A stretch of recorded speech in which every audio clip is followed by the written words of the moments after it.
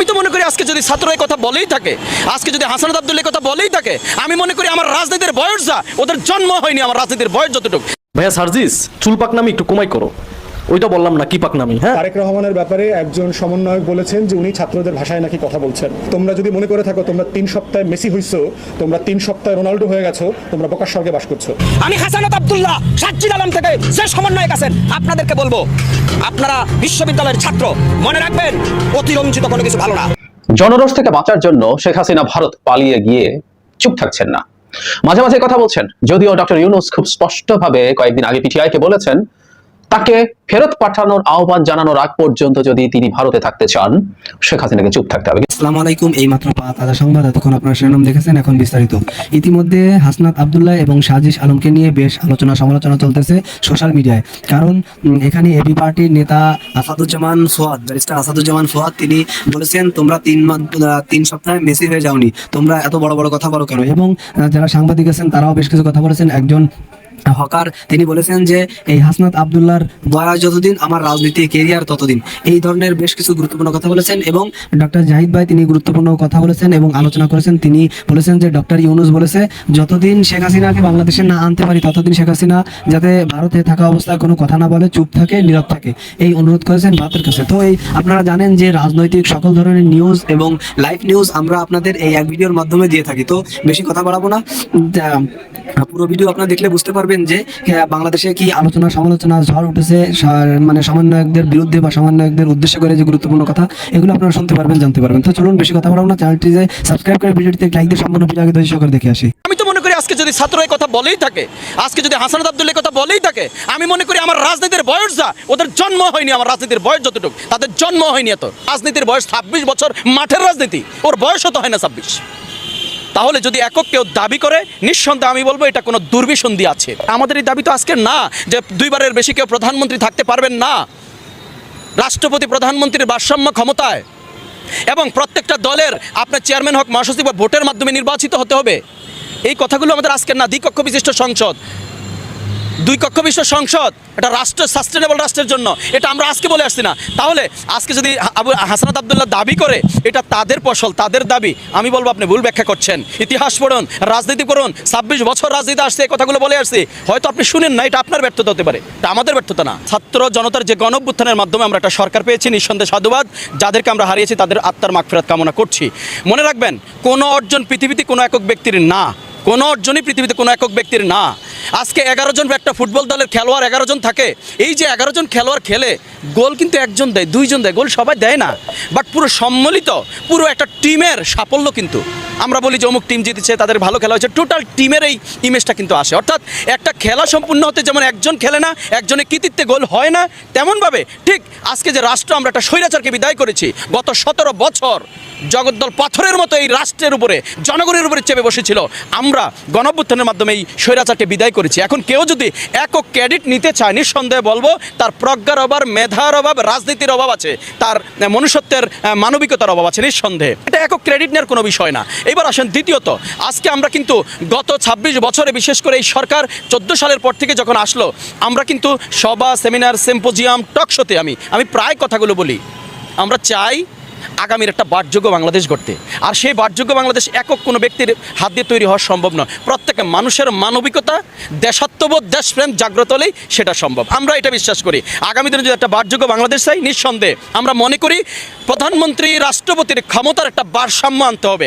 There is no alternative way, এর ব্যতিক্রম আসলেই কিছু নেই।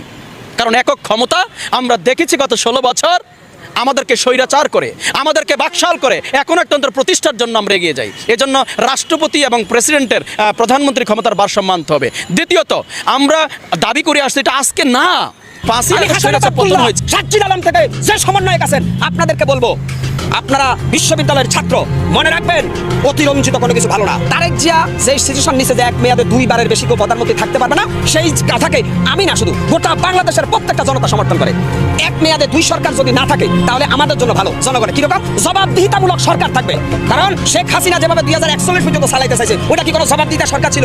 তো তারেক রহমান যে ঘোষণা দিয়েছেন যে 1 মেয়াদে কেউ 2 বারের বেশি প্রধানমন্ত্রী হতে পারবে না, তাহলে বিএনপির ভিতরে যারা বেশি সন্ত্রাসী, ভটপাদার, ভূমিদস্যুকারী, ওরা কিন্তু মনে রাখবে যে আমরা কিন্তু 10 বছর পরে হলেও জনতার আদালতে হিসাব দেবো। অতএব এখানে আর বেশি ক্ষমতার অপব্যবহার করার সুযোগ নাই, বুঝছেন? তারেক জিয়ার এই কথাটা আমি সমর্থন করি। আরেকটা জিনিস হচ্ছে, তারেক রহমানকে এদেশের মানুষ যারা তরুণ আছে তারা এখন ভোট দিতে মুখিয়ে আছে একটা কারণে, কারণ আমরা তারুণ্যের নেতৃত্ব এখন দেখতে চাই, তারুণ্যে। আর এখানে ছাত্র বৈষম্য বিরোধী ছাত্র আন্দোলনের যে সমন্বয়ক সার্জিল, হাসানত আব্দুল্লাহ, উনারা দেশপ্রেমিক জনতার পক্ষে লড়াই করছে, উনারা রাজনীতিবিদ নয়।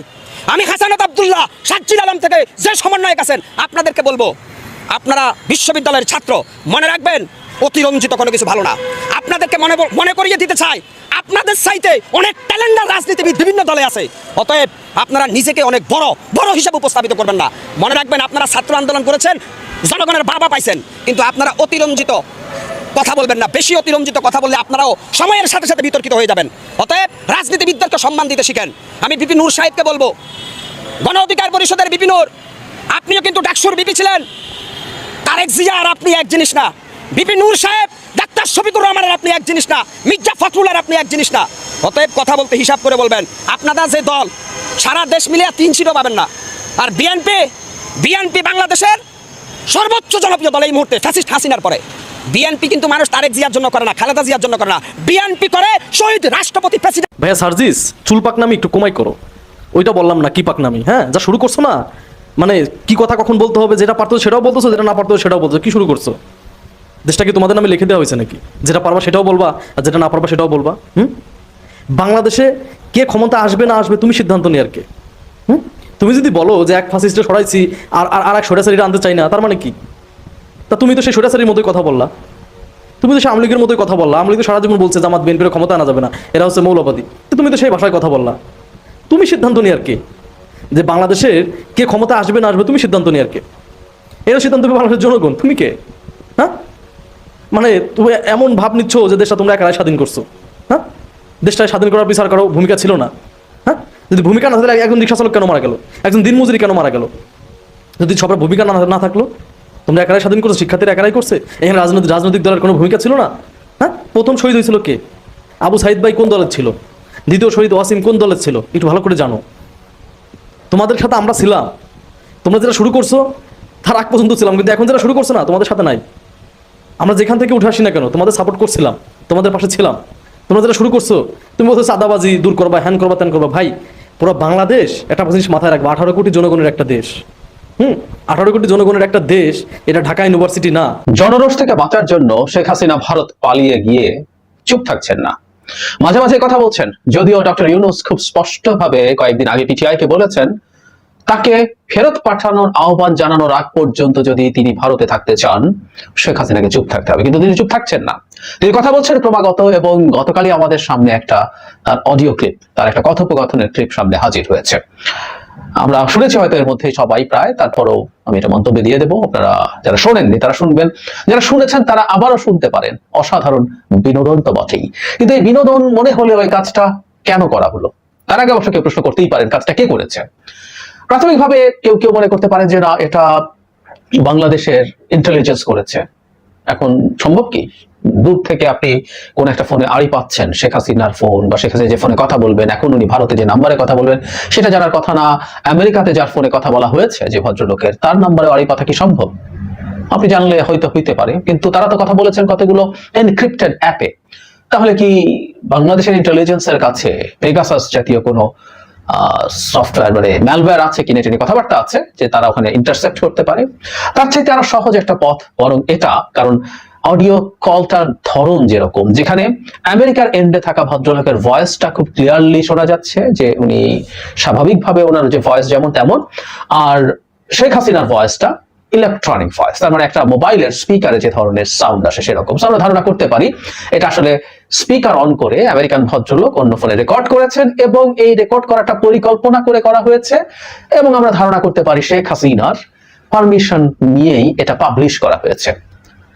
কেন সেটা মনে করছি আমরা অনেকে, তাই বুঝি। কিন্তু এটা করতে গিয়ে কি তারা যা করতে চেয়েছিল তা হলো নাকি উল্টো কিছু? আমি তো মনে করি এটা সিরিয়াসলি ব্যাকফায়ার করেছে, ডিজাস্টার করেছে।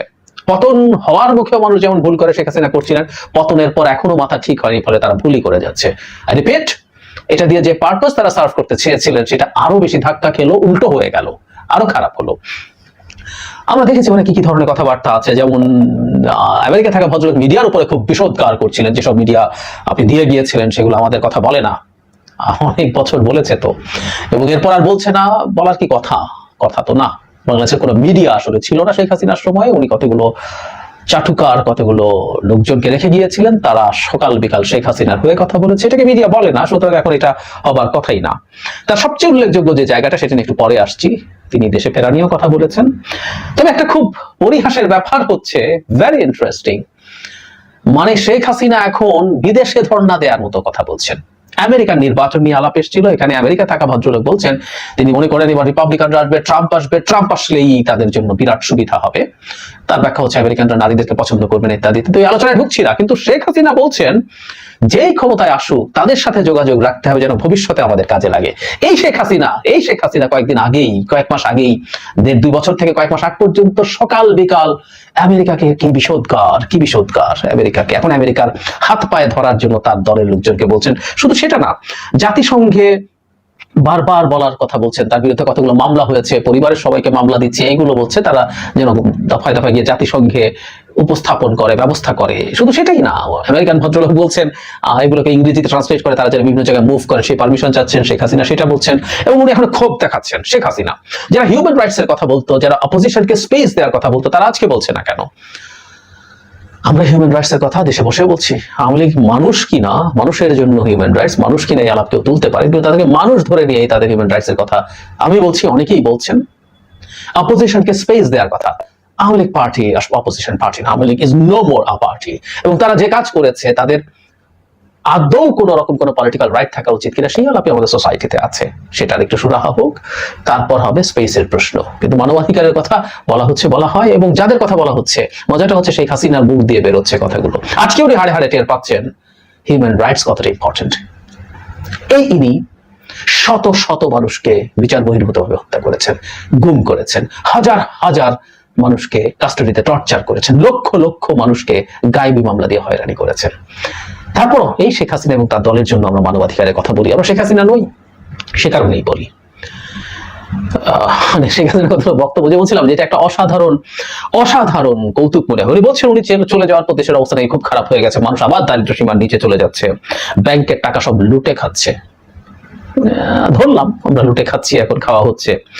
ওনার খুব আফসোস লাগছে, আহারে উনি খেতে পারছেন না, দেশে থাকতে এই দেশটার প্রতিটা দিক যেভাবে লুটে খেয়েছেন, সে খাওয়াটা আর হচ্ছে না, এখন ডক্টর ইউনূসের লোকজন লুটে খাচ্ছে। ব্যাপারটা এরকম। অথচ না, বাংলাদেশে একজন অসাধারণ গভর্নর দায়িত্ব নিয়েছেন, আহসান এইচ মনসুর, অসাধারণ ভাবে কাজ করছেন। অর্থ মন্ত্রণালয় ডক্টর সালেউদ্দিন আহমেদ অসাধারণ ভাবে কাজ করছে। এই জায়গাগুলো এই জুটি ঠিক করবে। বাংলাদেশে যে মারাত্মক ধ্বংসযজ্ঞ চালানো হয়েছে দেশের আর্থিক খাতের উপরে, তারা সেটা ফিরিয়ে আনবেন, লুটে খাওয়া দূরেই থাকুক। শেখ হাসিনার জীবনের সবচেয়ে বড় ট্র্যাজেডিও এখানে এসছে। আমি শেখ হাসিনার পতন হয়েছে এবং ডক্টর ইউনূস প্রধান উপদেষ্টা হননি, এটা হয়তো তার পিত্তি জ্বালা বলি না, পিত্তি জ্বালা একটু কম করাতো, কিছুটা হলেও কম। পতন তার পিত্তি জ্বালাতোই, কিন্তু জ্বালাটা একটু কম হতো। কিন্তু এটা ডক্টর ইউনূসের সাহায্যে, এবং যথারীতি এখানে ডক্টর ইউনূসের প্রতি বিভৎস বিষোদগার তিনি করছেন। ডক্টর ইউনূস 26,000 কোটি না কত হাজার কোটি টাকা মানি লন্ডারিং করেছেন। ওটা দিয়েই নাকি এই যে প্যারিসে এবার থিম বেস করা হয়েছে ডক্টর ইউনূসের কনসেপ্টে, সেটা নাকি উনি টাকা পয়সা দিয়ে করেছেন। নোবেলের আগে ক্লিন্টন ফাউন্ডেশনের টাকা দিয়ে নোবেল পেয়েছেন। পরাজিতের এই আস্ফালন দেখা কষ্টেরও ব্যাপার। একটা মানুষ কোন জায়গায় আছেন, অবশ্য শেখ হাসিনা যা করেছে আমাদের কষ্টের চাইতে হাসিই পায়। নানা রকম কথা বলছেন ওই ভদ্রলোক। তার আপা কতবার ডেকেছেন সে আলোচনা হচ্ছে, প্রতি বাক্যে কয়েকবার করে আপা বলতে লোকের হিসাব বের করছে, রীতিমতো 200 না 250 না তারও বেশি আপা করছেন। এবং উনি আপা করতে করতে উনি ক্রমাগত শেখ হাসিনাকে, উনি যে ঠিক আছেন সেই কথাটা বলছেন, যে মানুষ নাকি আবেগে আন্দোলনে চলে গেছে। এখন বুঝতে পারছে, মানে মানুষ আন্দোলনে গেছে সেটা কিন্তু এই লোক স্বীকার করছে, এই দেশের জনগণ চলে গেছে। মনে পড়লো একটা বিখ্যাত কথা, আমি তখন আবেগ কাজ করছিল, বিবেক কাজ করেনি। তো এই লোকের কথা মতে আবেগ কাজ করেছে, বিবেক কাজ করেনি বলে চলে গেছে, এখন বিবেক কাজ করছে বলে তারা নাকি ভুল বুঝতে পারছে, কিন্তু এখন স্বীকার করতে পারছে না, তাহলে নাকি তারা ধরবেন। কিন্তু তার উক্তির মধ্যে ওটা আছে।